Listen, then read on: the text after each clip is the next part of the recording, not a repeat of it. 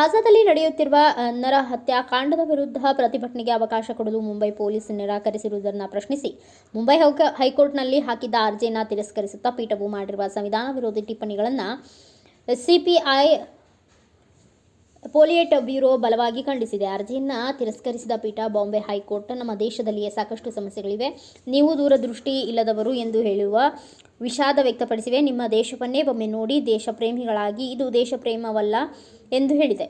ಇದನ್ನು ಖಂಡಿಸಿರುವ ಸಿಪಿಐಎಂ ಸಲ್ಲಿಸಿದ ಅರ್ಜಿಯನ್ನು ತಿರಸ್ಕರಿಸುತ್ತಾ ನ್ಯಾಯಾಲಯ ನಮ್ಮ ದೇಶ ಪ್ರೇಮವನ್ನು ಪ್ರಶ್ನಿಸುವ ಮಟ್ಟದವರೆಗೆ ಹೋಗಿದೆ. ವ್ಯಂಗ್ಯವೆಂದರೆ, ಈ ಪೀಠಕ್ಕೆ ಒಂದು ರಾಜಕೀಯ ಪಕ್ಷದ ಹಕ್ಕುಗಳನ್ನು ಪ್ರತಿಷ್ಠಾಪಿಸಿರುವ ಸಂವಿಧಾನದ ನಿಬಂಧನೆಗಳ ಬಗೆಗಾಗಲಿ ಅಥವಾ ನಮ್ಮ ದೇಶದ ಚರಿತ್ರೆಯ ಬಗೆಗಾಗಲಿ ಮತ್ತು ಪ್ಯಾಲೆಸ್ತೀನರೊಂದಿಗೆ ಮತ್ತು ಅವರ ನ್ಯಾಯಬದ್ಧ ತಾಯ್ನಾಡಿನ ಹಕ್ಕಿನೊಂದಿಗೆ ನಮ್ಮ ಜನತೆಯ ಸೌಹಾರ್ದದ ಬಗೆಗಾಗಲಿ ಅರಿವೇ ಇಲ್ಲದವರಂತೆ ಕಾಣುತ್ತದೆ.